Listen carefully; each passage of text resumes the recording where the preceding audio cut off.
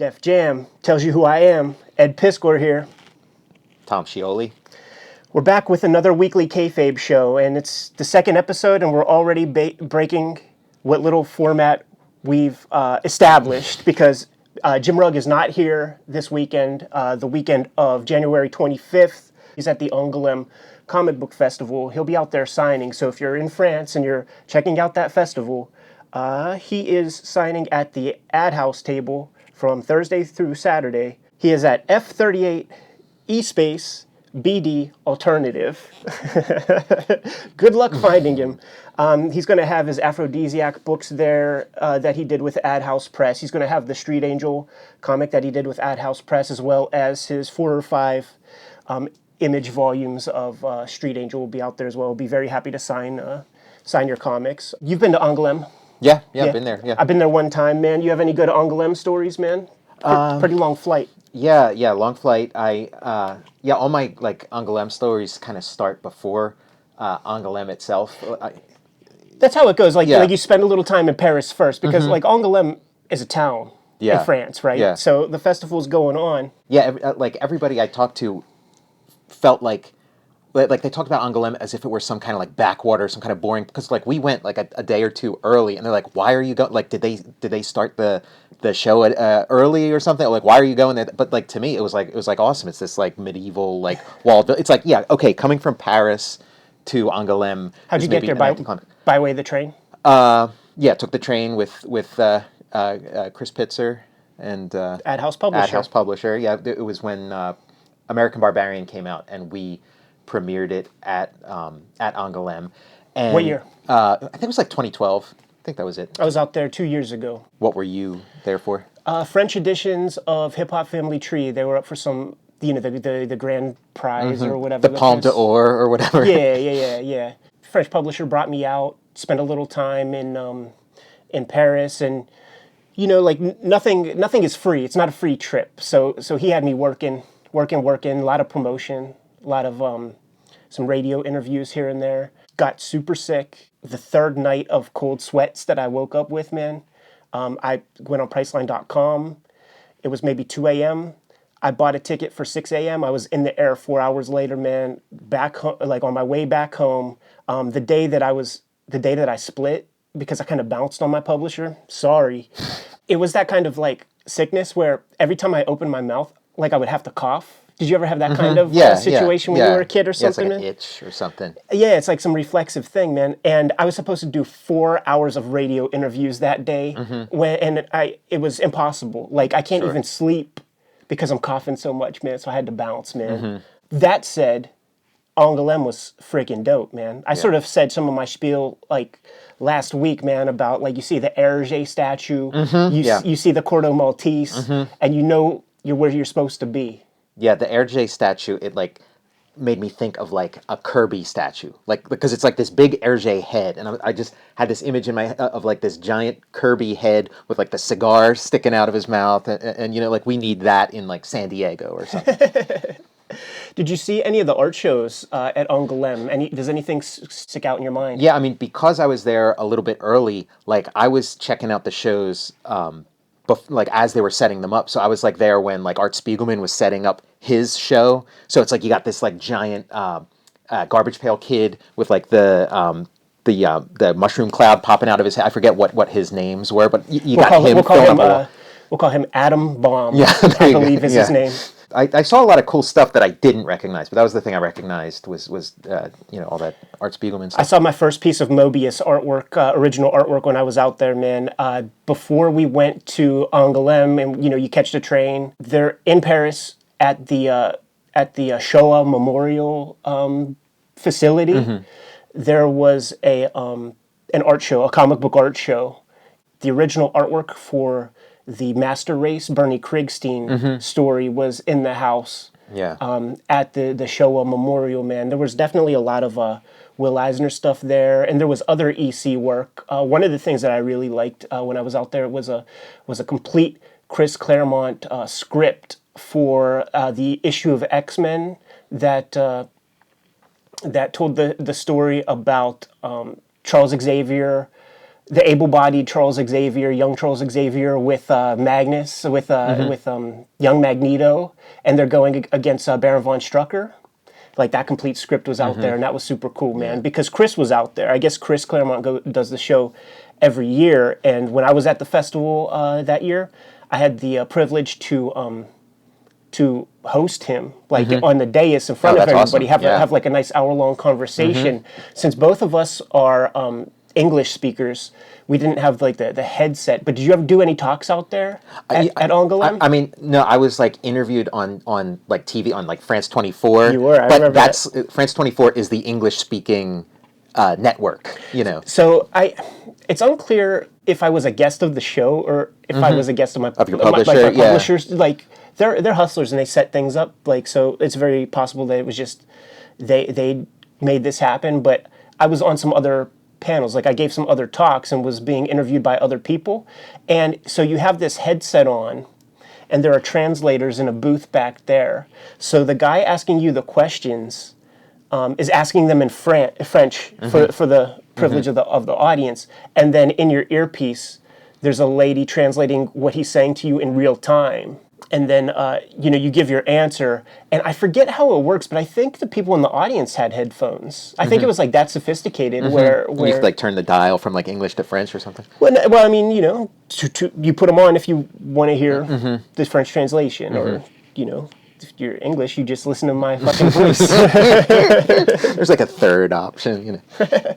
We were premiering American Barbarian, and like Adhouse got hit with like this like unheard of like tax or tariff on the book when it was coming in the country, like, and everybody we told about, they're like, they're not supposed to charge that. That's insane. They charge this like crazy percentage, this crazy amount of money, and like we were thinking it's like they open up this box to inspect it, and they just see this like this sneering American, like red, white, and blue, like just like sticking his tongue out, and it's like, fuck this, you know, fuck this, you know, like with maximum fine.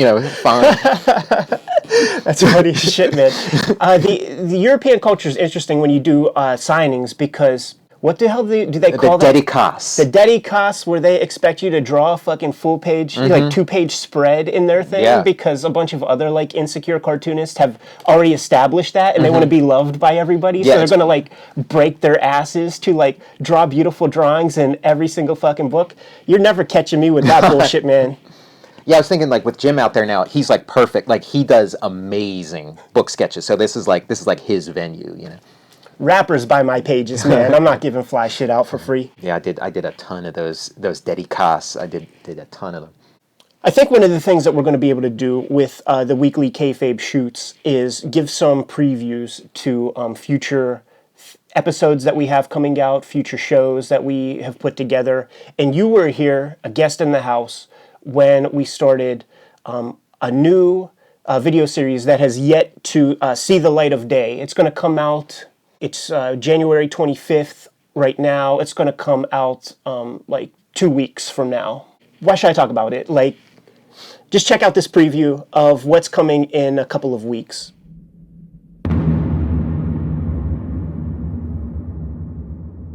Why not give Akira a reread? I don't need much of an excuse. Of course, in cartoonist kayfabe fashion, we're going to come through things at a little bit of a side angle. There are a few examples where you can point to that creator's work and you could draw direct lines to that masterpiece by way of their earlier work.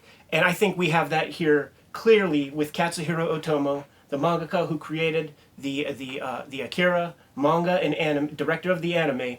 He did 2 big pieces of work right before this that led up to Akira. The first one being the manga that we'll be talking about in this episode, Fireball.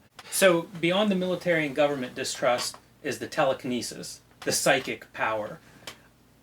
That's something I have questions about. I'm not sure where it comes from, but clearly that's a line through all 3 of these works.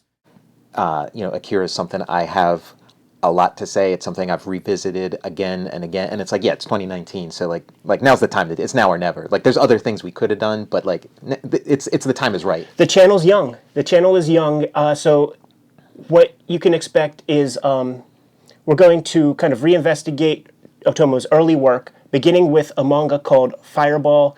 Then we're going to segue into his comic book Domu, A Child's Yeah. Dream. Since Jim is in Angoulême, we're going to have to skip a week of Wizard, and the Fireball story is going to take its place for a week. Been getting a lot of mail from the Kayfabers, dude. I think that could be almost like a segment. Like, we're going to figure out like segments for the weekly Kayfabe, and if the mail keeps flowing in, why not show off some of the cool shit that comes to the crib, man? Comes to the Kayfabe compound by way of our cool readers and stuff, man. Yeah, I've seen some cool like envelope art and stuff. Oh, now stuff is super cool. I want to encourage all you guys to continue sending in your fake Wizard covers. Tag cartoonist Kayfabe.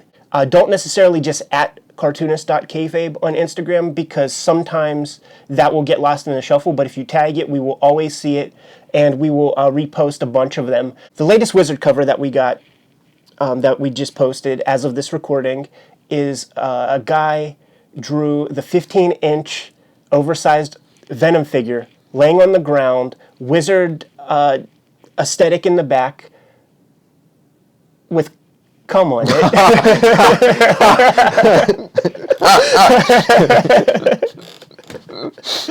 But yeah, keep the Wizard covers flowing.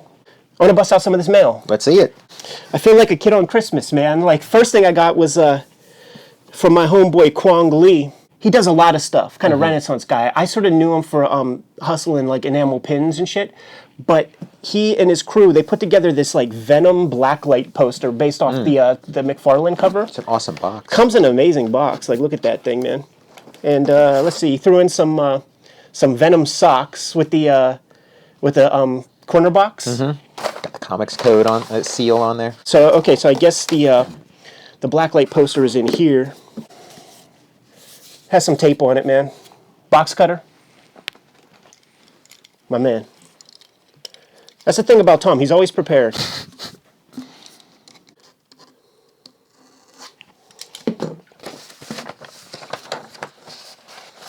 Oh, this is silkscreen. Yeah. Yo, this is cold cash money, man. Yo, this is cold cash money. Look at that.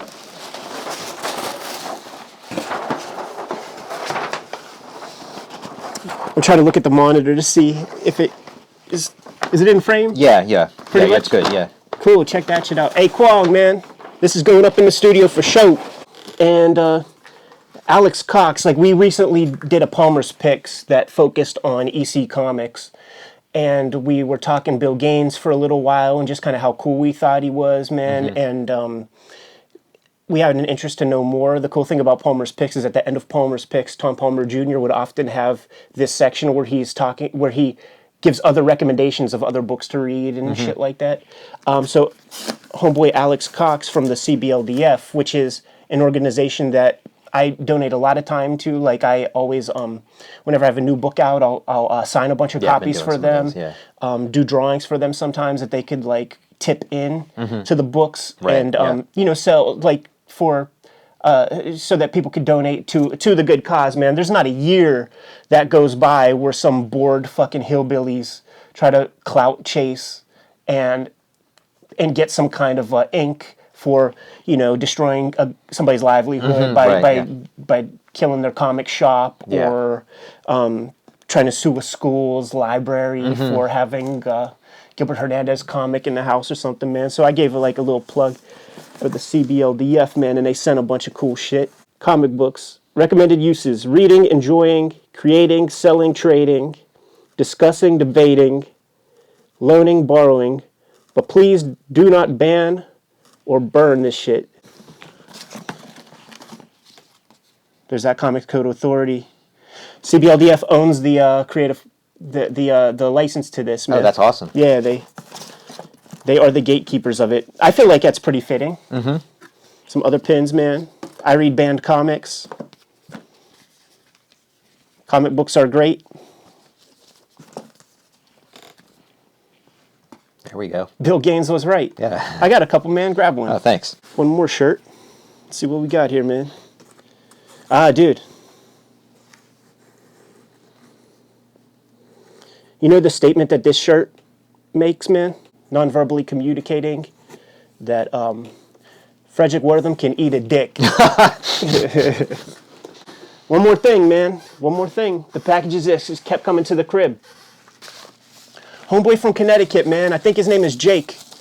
On our Palmer's Picks episode, whenever we were talking about the other stuff that Tom Palmer was recommending when it came to EC Comics, there's a book called Completely Mad that this is awesome. I have that book. You have it? Mm-hmm. Oh, that's cool. Because like on the show, I mentioned that I just never heard of it. Mm-hmm. I never heard of it, man. And homeboy, I believe his name is Jake. I just know him by his username. It's good. Like, this is the next thing that I'm going to be reading, man. It's going to make it to the top of my to-read pile. Have you guys been in touch with Tom Palmer? Is there any plans to have him on the show at some point? Or Yeah, I guess. Hey, Kayfabers. Jim, Tom, and I are Tom Scioli and I. We are cartoonists first, so this audio-visual shit is new to us. The challenge now, we know a lot of people, and we're comfortable with a lot of people. A lot of people are comfortable with us. We're going to be able to get some good interviews. In fact, I was in touch with a lot of people. Like, a lot of people within the game dig the show. Mm-hmm. And I've been talking to a lot of people, and I want to start having Skype conversations. I need to know how to optimize my internet.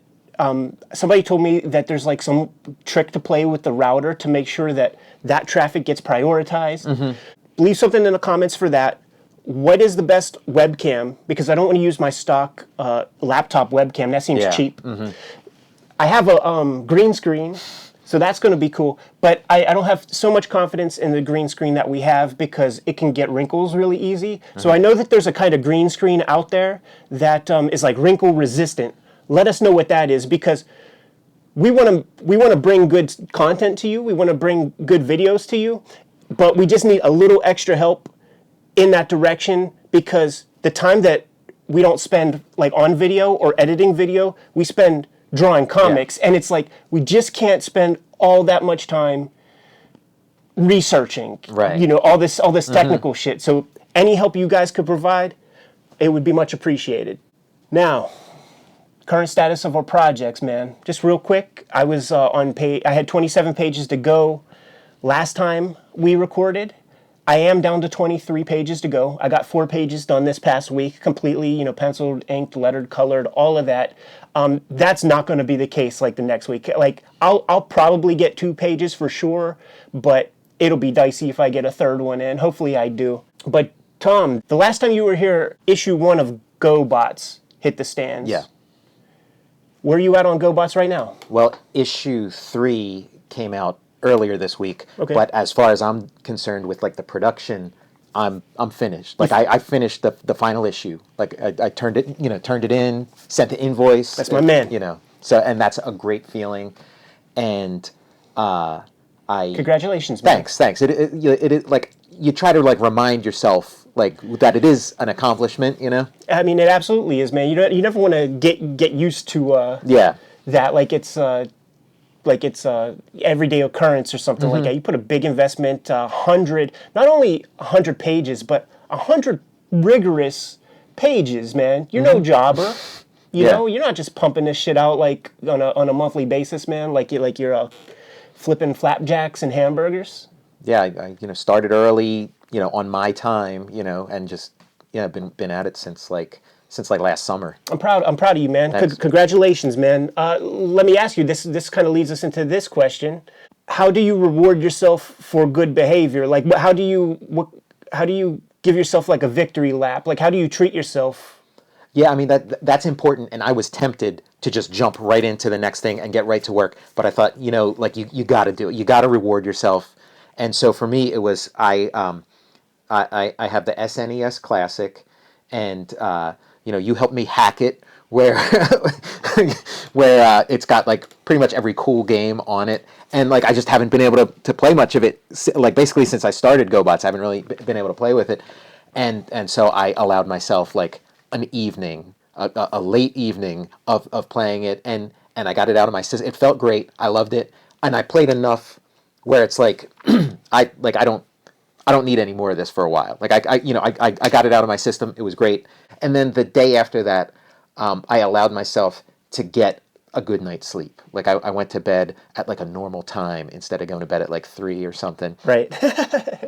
Listen, man, we're all seeking pleasure. We're all seeking to have a good time. Life is short.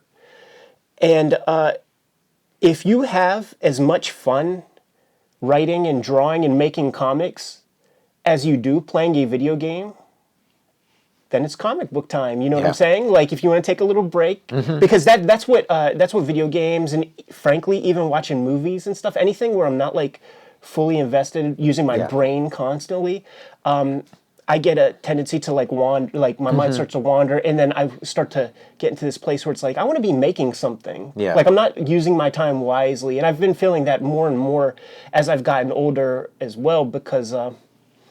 You know, I'm approaching middle age, man. It's like I might have lived more days than I have left. So it's like I gotta use them wisely. No wasted energy. I have like a recommendation for you because I used to like write a lot of like movie reviews and stuff, and so like when I started doing that, I started like just bringing a little notebook with me and taking notes during movies, and like now I do that all the time when I go to the movies, like, and it just makes me enjoy the experience more. Like I'm like more engaged in the movie and what's going on in the movie than and sometimes in the process of just sort of jotting down notes and stuff, I'll get like story ideas will come out, not where it's like, oh, let me steal that scene from this, but like ideas for like what I'm working on back home. I'll get like breakthroughs like while I'm there, and then I'll like jot it down, and like that happened with GoBots too. Like I was at the movies and I was like, oh yeah, I could, you know, like this idea just came to me out of nowhere. So might want to try it, see if it works for you. And then also like if at the end of the day I feel like doing a movie review, like I got the notes ready to go. That's kind of the cool thing about starting up this channel too, because anything that happens can be material for the broadcast. Yeah. You know what I'm saying, man? So like last week, I don't know if you caught the show last week where Jim and I are talking about like just some things that we read, watched, blah blah blah. The past the week prior, when you were here, we shot the Akira, the Fireball episode. The Fireball, yeah. You hung out afterwards, and we were drawing comics all night, and you put David Mamet on my radar. Like I learned about him from like it was like a Pittsburgh Comic-Con years and years ago, and it was Brian Michael Bendis was like the new kid in town basically. It's like he was the indie guy who like just started working at Marvel. It's like indie guy makes good. Like he hit the big time, and so he would give like, and I don't know if he did it multiple years or if it was just that year. Like it feels like he did it multiple years, but it might have even just been that one year. But he gave this little seminar about writing comics, and like his advice was like so great. Like it was like so spot on, and that would like he was recommending Mamet, and it was a book called On Film or On Directing Film or something, and like I, you know, at the time I was like a young pup, like trying to learn how to make comics, and I, you know, checked all that stuff out, and it's just great advice. It's like amazing stuff, and he's like all the advice in this book. He's talking about like directing movies, but it's totally comics because it's all about like being lean and mean, getting into scenes late and getting out of scenes early, like stripping things down as much as possible, which is what you got to do in comics because like, you know, the clock's ticking.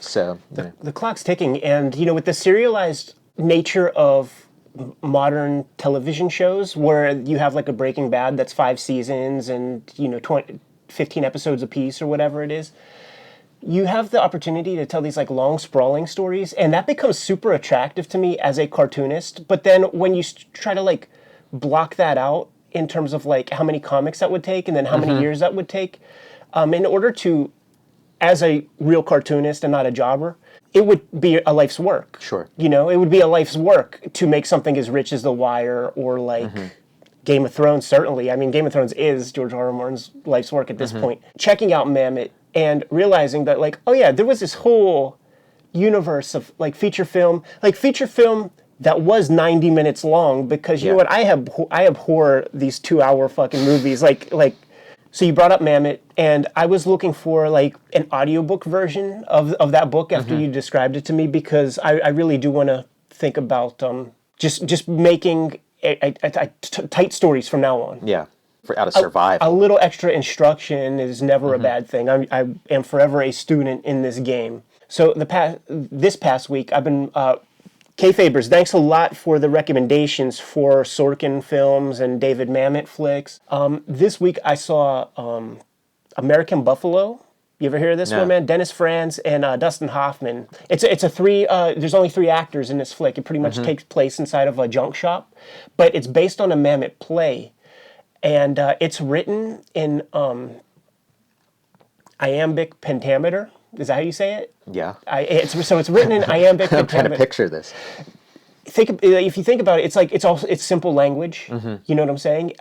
And you notice the dialogue kind of right off, but I know that it was iambic pentameter because I read about it afterwards. You know what I'm saying? And then you can find on YouTube, because I watched the film. Dennis Franz is like really good in it. You could watch the play, like broadcasts of the play on YouTube, and it's pretty much verbatim. Like between both, actually, man. So I thought that was pretty cool, man. Yeah, that's hard to do with a movie. Exactly. But I guess that the whole structure of it sort of like is like hinged on just the flow of the dialogue and the conversation. And he talks about in the masterclass the importance of his dialogue, and then Sorkin talks about like this is not.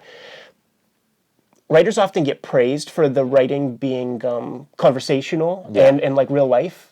And both of those guys are like, no, this is to be performed. This is writing that's to be performed. And Mamet's love of the iambic pentameter is that it mimics the natural flow of speech, by his estimation, And I guess like if we, roll this tape back and we start counting syllables and where the stressors are, maybe there's something to it, man. I'm trying to think of I've been watching Studio 60 as well, the Aaron Sorkin show. Did you ever watch that one? No, I remember when it came on, but no, I never checked it out.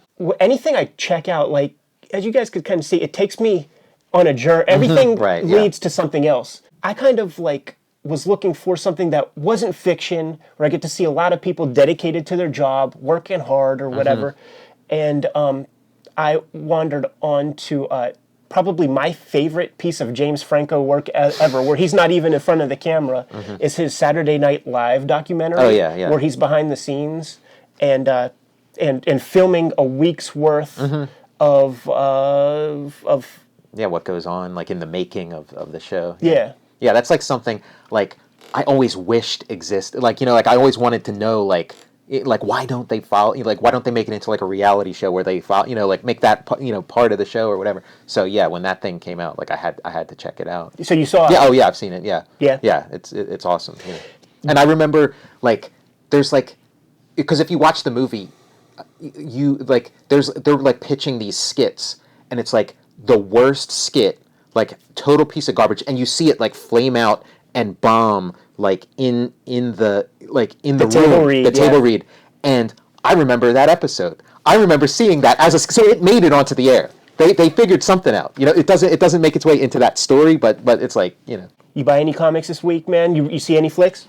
I just yesterday I saw Glass, the M. Night Shyamalan movie, and I mean I liked it. It was good. I never had a problem with him. The internet turned against him a long time ago, but I enjoy his stuff.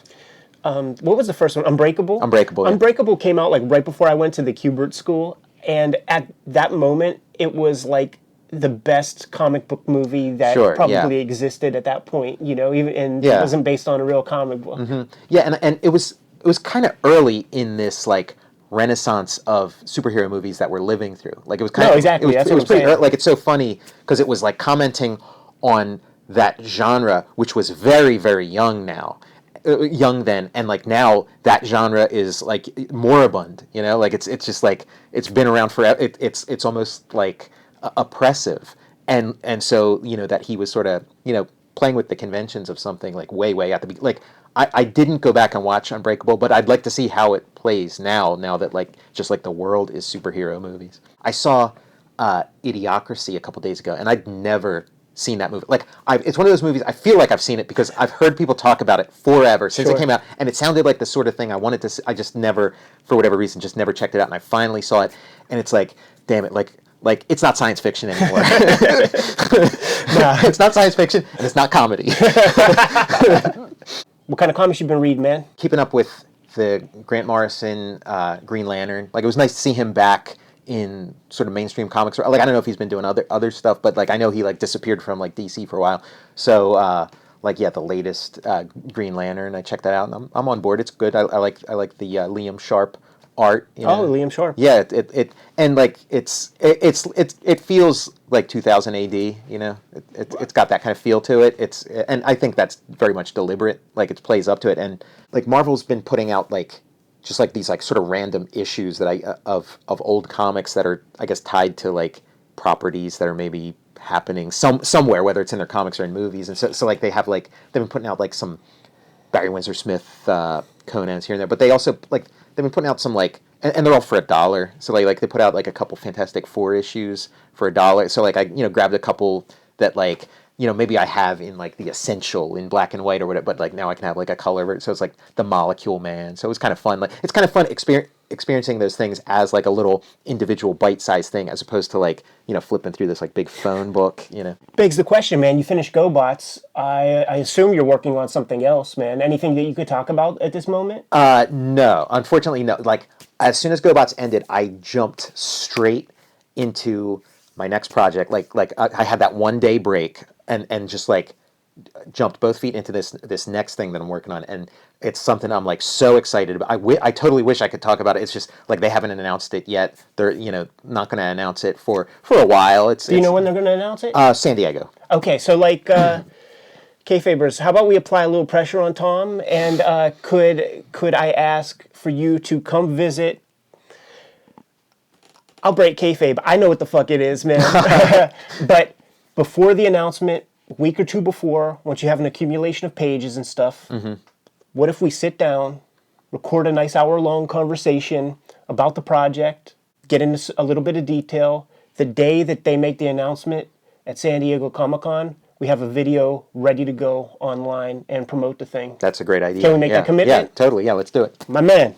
You're going to want to check that out when the time comes, too. Any other thoughts? Like anything you want to get off your chest? When we were talking about Mamet, the one thing that like I really took to heart from his stuff is he would talk about how like when it's time to start shooting the movie, you've got no time. You've got no time to think. Like you're just pure action.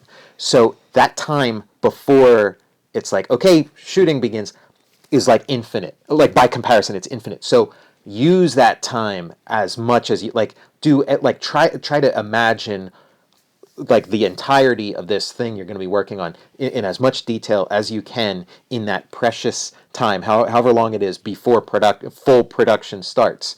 And like I started doing that with my work too, and it really pays off because you got and you do your best to get this thing, but when the drawing time starts, like your brain starts to turn to mush kind of. So it's like if you have a good plan laid out, even if you don't fully adhere to the plan, or maybe you throw the plan, like maybe you do something different, but to at least prime the pump a little bit and lay out a groundwork, it's invaluable. It benefits the project, and it is definitely something that I used, like a sort of mind state that I used when I started X-Men, Just, that's the thing, man. When you're doing work for hire stuff has to happen in the background before, like, contracts are signed, right, and they fire the pistol, and you begin. Of course, in independent comics, you just get busy whenever you want to, man. So, I just opted for that get busy thing, and I held a good thought, right, we'll say, and yeah. I imagine that like the stuff, they weren't just blowing smoke, and that the project was going to see fruition, and all this time that I was spending was building to something real, that stuff has worked out, man. But like I said, like I'm gonna have 23 more pages of my X-Men thing to go. I was able to show off the cover to the third volume. That should flash on this video at some point, man. Pretty proud of it. It was the first image, like when I started doing those silhouette covers for the trade paperbacks, like the cover for the third volume was really the first image that came to my mind of like Wolverine on the wooden cross with the claws out, It's just such a striking image, and I sort of had to like backwards work it in and figure out, damn, now what the heck do I do? How do I make the first book cover? It's really funny using real book design ideas and sensibilities for like a Marvel DC comic. Totally, yeah. Because like even a lot of readers are like, this looks a little spare, you know, like because they want like the penciler to like bleed all over the page, like every single page, and it's like, and I look at that shit and I'm like, well, that's a garbage cover. And when the books came out, and even still to this day, man, when people show pictures inside of comic shops, and they're just taking a look at the racks, man, I could see my X-Men comics at 1,000 paces, and everything else is just white noise. Yeah. Well, this is going to wrap up this week's shoot. My name is Ed Piskor. I'm Tom Scioli. Check out this trailer for the next Cartoonist Kayfabe, and don't forget to read more comics. The swerve is pulled, people. The issue we've been waiting to get to for quite a while, a number of weeks. This lovable young guy right here is my dear publisher whose severed head we saw on the front cover of Comics Journal. Squeak the Mouse and Super West is mentioned in the Bud Plant catalog, called Call It Karma, Chapter 9, by a young Frank Miller in 1976. You heard it here first, folks. His first comics were not Twilight Zone comics by Dale Goldkey. Let's do it. Gary Groth's editorial, Comics, The New Culture of Illiteracy, or Why the World is Turning to Shit, Part 563. In a lot of ways, this is the death of comic books. But this is why we're all here, right? Page 45. That's the spice of life, bud. The Todd McFarlane interview. Steel cage match. 2 alpha males. 2 guys that won't take no for an answer. 2 dudes that don't suffer fools. 2 of my heroes.